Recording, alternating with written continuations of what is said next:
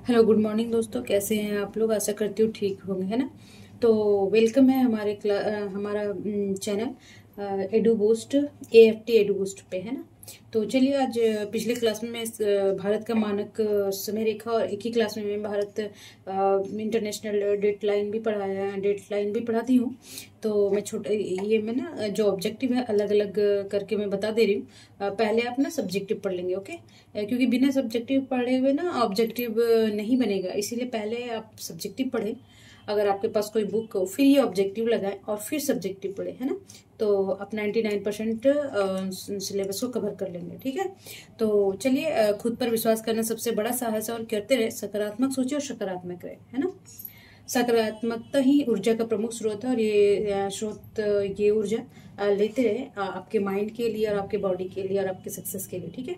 तो चलिए आज मैं थोड़ा सा बता देना चाहूंगी, अगर वो क्लास नहीं किए हैं ऐसे वो देख लीजिए ना, उसमें ज़्यादा डिटेल से बताया गया है ना। तो देखिए ये है जो एक काल्पनिक रेखा होती है, जो कितना वो ये दिख जा रहा है 82 डिग्री 30 मिनट, ठीक है। 30 मिनट पढ़ते हैं, ठीक है ना। तो मैं बताई थी कि जो ग्लोब को 360 डिग्री में बांटा गया है। काल्पनिक रेखा, देशांतर रेखा, ऐसे वाले देशांतर रेखा होते हैं और ऐसे अक्षांश रेखा, ठीक है। तो एक डिग्री कवर करने के लिए 4 मिनट लगता है पृथ्वी को घूर्णन गति से, और 15 डिग्री वो 1 घंटे में कवर करता है ना। तो 82 डिग्री और 30 मिनट वो करेगा 5.5 घंटा में। तो 5.5 घंटा ये ग्रीनविच मीन टाइम है, मतलब कि जो 0 डिग्री देशांतर है वहां से 5.5 घंटा हमारा भारत आगे है ना, पूर्वी क्षेत्र में है, ठीक है। ध्यान रखेंगे। तो अभी इसका जो भारत का भी तो कोई देखिए, हर देश का ना एक मानक रेखा होता है, समय मापक रेखा, मानक रेखा होता है ना। वहां से उस देश का समय का माप होता है। कि मान लीजिए कि जो सूर्य की रोशनी होती है 12 से 1, मान लीजिए भारत का एक अलग टाइम जोन है, ठीक है। एज एग्जाम्पल आप देखेंगे कि जब भारत में 12 बज रहा होता है तो न्यूजीलैंड में क्या होता है वो 7। तो ये इतना डिग्री, मतलब कि इसको डिवाइड इंटू करेंगे 15 सते 5 सते 35 और 35 से ना, और 7 एकम 7 और 3 10 105। तो 105 डिग्री आगे है भारत से।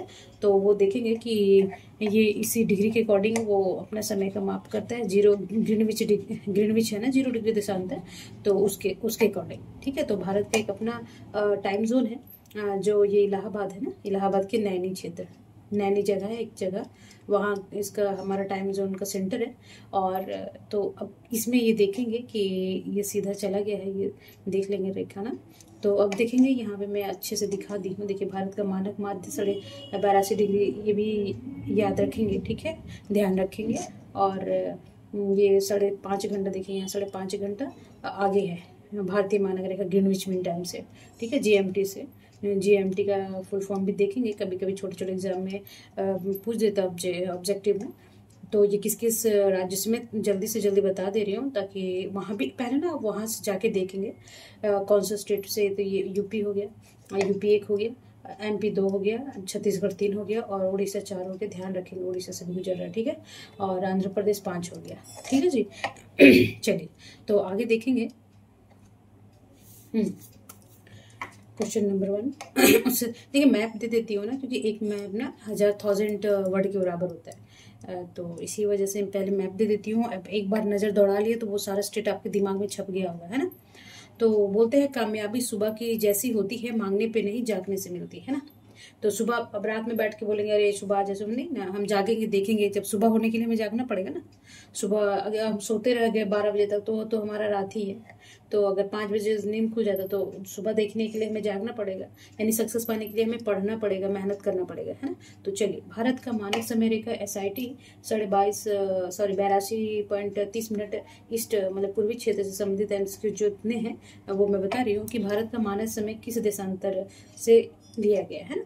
तो अभी ऊपर मैं दिखा दी हूँ, और जो करे होंगे उसको याद आ गया होगा कि 82 डिग्री 30 मिनट पूर्वी देशांतर, ठीक है। ये भी याद रखेंगे जी।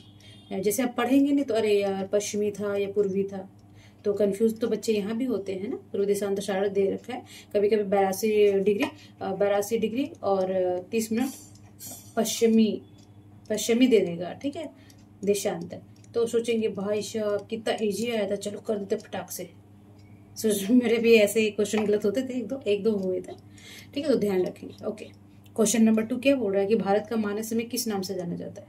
तो ठीक है, तो ये GMT ग्रीनविच मीन टाइम है। ठीक है, तो यूनिफाइड वो देखे थे। और तो अपना क्या है, इंडियन स्टैंडर्ड टाइम ना। तो ये देखेंगे कि ऑप्शन बी हो जाएगा IST। ठीक है जी, ओके।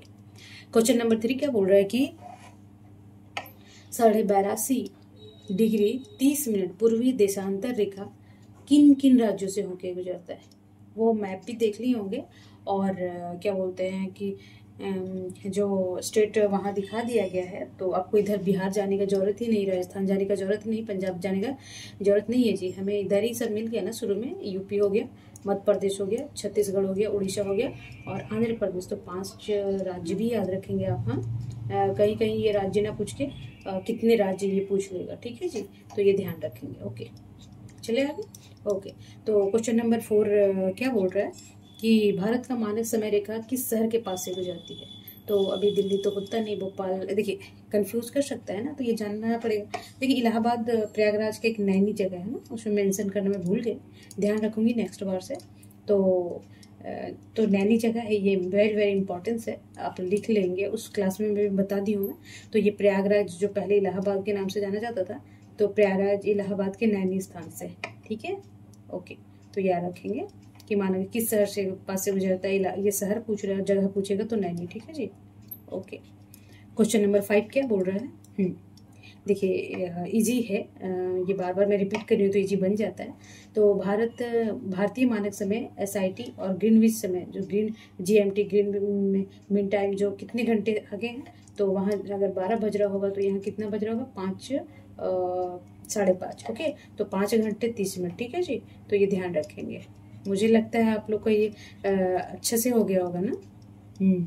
चलिए, अब क्वेश्चन नंबर 6 क्या बोल रहा है कि भारत की मानक समय रेखा पूर्वी और पश्चिमी छोर के समांतर को कितना कम करती है।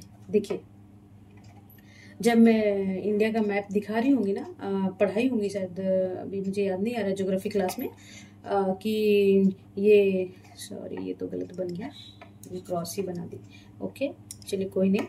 तो ये जो मान लीजिए ये गुजरात है। देखिए आप जब इंडिया का मैप बनाएंगे ना, ये टेढ़ा बन जाता है। एक्सपर्ट तो नहीं हूँ, फिर भी कोशिश करने वाले की हार नहीं होती है ना। तो हारना तो नहीं चाहिए। ये तो कैसा इंडिया बन गया भाई, सॉरी। तो ये देखिए पश्चिमी क्षेत्र, और ये हो गया अरुणाचल प्रदेश पूर्वी क्षेत्र। तो यहाँ से लेके यहाँ तक ऐसे क्रॉस करके लेते हैं ना, ये ऊपर आ गई, ये ऊपर चला गया गुजरात।